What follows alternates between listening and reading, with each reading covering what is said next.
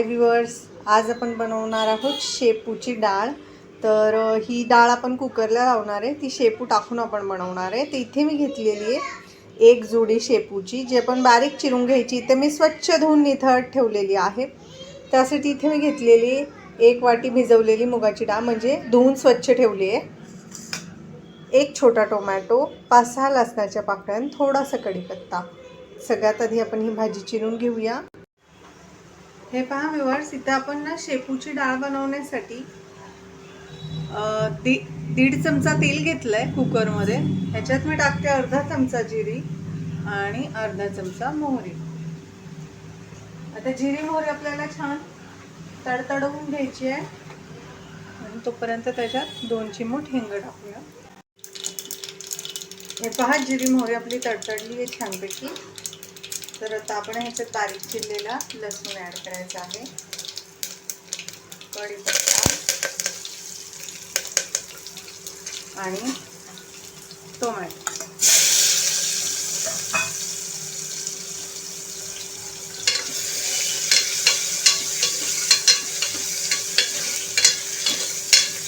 आता हे छान असं आपलं परतून घ्यायचं. गॅसची फ्लेम लो ठेवायची आहे आणि ह्यात आपण आता मसाले ॲड करणार आहोत. तर मसाले आहे अर्धा चमचा हळद, 2 चमचे कांदा लसूण मसाला, अर्धा चमचा मिरची पावडर आणि 1.5 चमचा गोडा मसाला. गोडा मसाला नसेल, घरगुती मसाला वापरला तरीही चालेल, किंवा मग 1 चमचा तुम्हाला गरम मसाला वापरला तरी चालेल. पण गरम मसाल्याचं प्रमाण जे आहे ना, ते कमी घ्यायचं आहे, कारण गरम मसाला जास्त उग्र असतो. तसा गोडा मसाला तितकासा उग्र नसतो, त्यामुळं कमी वापरायचा आहे गरम मसाला, जर तुमच्याकडे गोडा मसाला नसेल तर. आता आपण ह्याच्यात ॲड करायची आहे शेपूची भाजी. आता इथे मी ना एका जुडीमधली अर्धीच जुडी घेतलेली आहे, कारण ही डाळ बनवणार आहे ना आपण, तर त्यासाठी जास्त भाजीची गरज नाही. गॅसची फ्लेम जी आहे ती लोच ठेवायची आहे. हे पहा, आपली भाजी आहे ना अशी परतून आहे ना 2 मिनिटापासून छान अशी बारीक झालेली आहे. तर आता आपण ह्याच्यामध्ये मूग डाळ जी आपण 1 वाटी घेतली होती धुवून ठेवलेली, ती आपण ॲड करायची आहे. आणि आता आपण ह्या डाळीमध्ये शिजण्यासाठी पाणी ॲड करायचं आहे.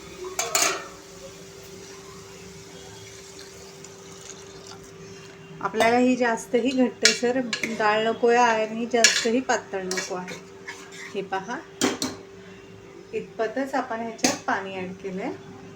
आता आपण ह्याच्यात चवीनुसार मीठ टाकूया.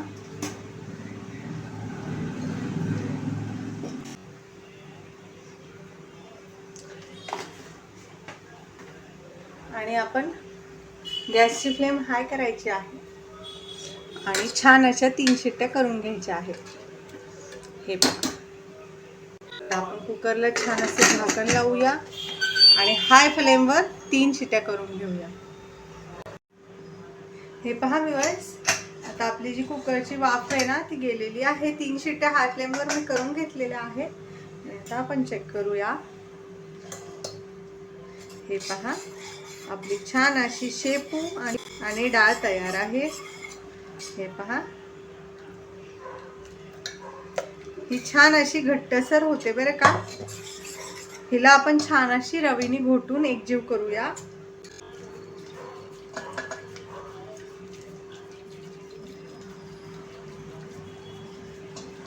तुमच्याकडे जर रवी नसेल तर तुम्ही पावभाजी मॅशरने केलं तरीही चालतं. हे पहा व्ह्यूअर्स, आता ही आपली शेपू आणि डाळ छान अशी एकजीव झाली. ही आपली रेडी आहे. आता ही मी तुम्हाला सर्व करून दाखवते. हे पहा व्ह्यूअर्स, आपली शेपू आणि मूग डाळ रेडी आहे. तुम्ही बघू शकता डाळ किती एकजीव झाली आहे छान अशी. ही अगदी वेगळ्या प्रकारची आहे. तुम्ही नक्की एकदा ही ट्राय करून बघू शकता. ही तुम्ही चपातीसोबत, भाकरीसोबत, भातासोबत खाऊ शकता. खूप छान लागते आणि खूप टेस्टी बनते. त्यामुळे एकदा तरी ही रेसिपी नक्की ट्राय करा. रेसिपी कशी वाटली ते कमेंटमध्ये नक्की सांगा. रेसिपी आवडल्यास चॅनल लाईक करा, सबस्क्राईब करा. इथे मी कांदा देखील ठेवलेला आहे सोबत खाण्यासाठी.